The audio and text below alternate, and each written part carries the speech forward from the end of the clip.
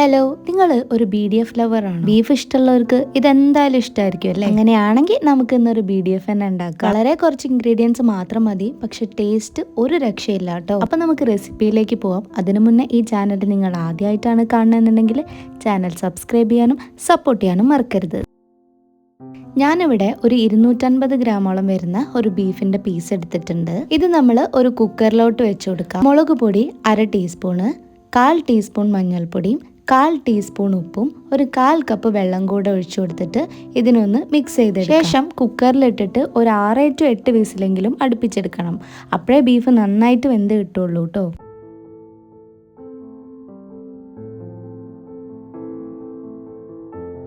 അങ്ങനെ ഒരു 8 വിസിലിന് ശേഷം നമ്മുടെ ബീഫ് നന്നായി വെന്ത് വന്നിട്ടുണ്ട്. ബീഫ് വേവിച്ചെടുത്ത ഈ വെള്ളം മാറ്റി വെക്കണം. ബീഫിന്റെ പീസിനെ ഒരു പ്ലേറ്റിലേക്ക് മാറ്റിയിട്ട് ഒന്ന് ചൂടാറാൻ വെയിറ്റ് ചെയ്യണം. ബീഫിന്റെ ഒരു പീസ് എടുത്തിട്ട് ചെറുതാക്കി അരിഞ്ഞെടുക്കാം. ഇതുപോലെ നീളത്തിലാണ് കേട്ടോ അരിയേണ്ടത്.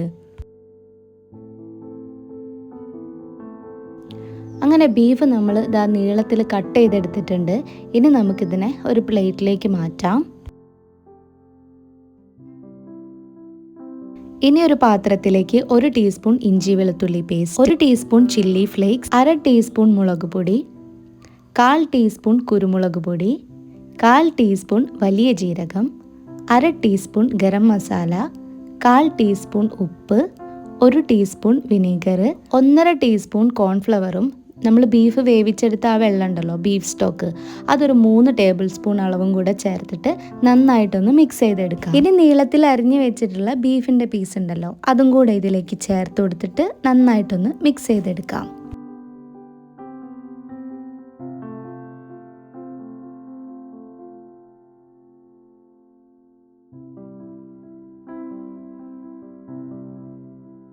ഇപ്പം എല്ലാം നല്ല പോലെ മിക്സ് ആയിട്ടുണ്ട്. ഇനി ഇതിനെ ഒരു 1 hour റെസ്റ്റ് ചെയ്യാൻ വെക്കാം.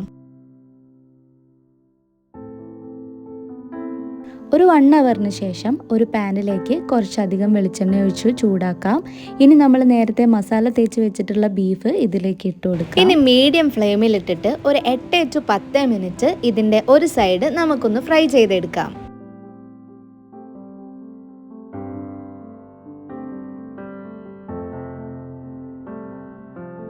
ഒരു സൈഡ് നന്നായിട്ട് ഫ്രൈ ആയി വന്നിട്ടുണ്ട്. ഇനി ഇതിനെ നമുക്കൊന്ന് തിരിച്ചിട്ട് കൊടുക്കാം. ഇനി ഈ സൈഡും നമുക്ക് നന്നായിട്ടൊന്ന് ഫ്രൈ ചെയ്തെടുക്കാം.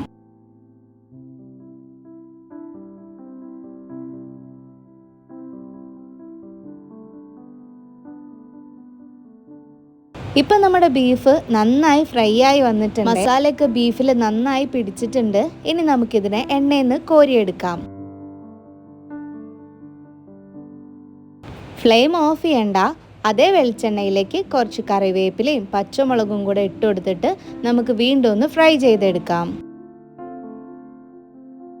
അങ്ങനെ നമ്മുടെ ബീഫ് ഡ്രൈ ഫ്രൈ ഇവിടെ റെഡി ആയിട്ടുണ്ട്. ബീഫിനെ ഒരു പ്ലേറ്റിലേക്ക് മാറ്റി ഇനി നമ്മൾ ഫ്രൈ ചെയ്തെടുത്തിട്ടുള്ള കറിവേപ്പിലയും പച്ചമുളകും ഇതിന്റെ മുകളിലാക്കി ഇട്ട് കൊടുത്താൽ സംഭവം റെഡി. ഇനി നല്ല ചൂടോടെ തന്നെ എടുത്ത് കഴിച്ചാൽ ഒരു രക്ഷയില്ലാത്ത ടേസ്റ്റ് ആണ്. അപ്പൊ എല്ലാവരും എന്തായാലും ട്രൈ ചെയ്ത് നോക്കണം. പിന്നെ നിങ്ങൾക്ക് ഏറ്റവും ഫേവറേറ്റ് ആയിട്ടുള്ള ബീഫിന്റെ റെസിപ്പി പറയണേ. നമുക്ക് നെക്സ്റ്റ് വീഡിയോയിൽ അതെന്തായാലും ട്രൈ ചെയ്ത് നോക്കാം. അപ്പോൾ വീഡിയോ ഇഷ്ടപ്പെട്ടാൽ ഇത് ട്രൈ ചെയ്യാനും ചാനൽ സബ്സ്ക്രൈബ് ചെയ്യാനും സപ്പോർട്ട് ചെയ്യാനും മറക്കരുത്.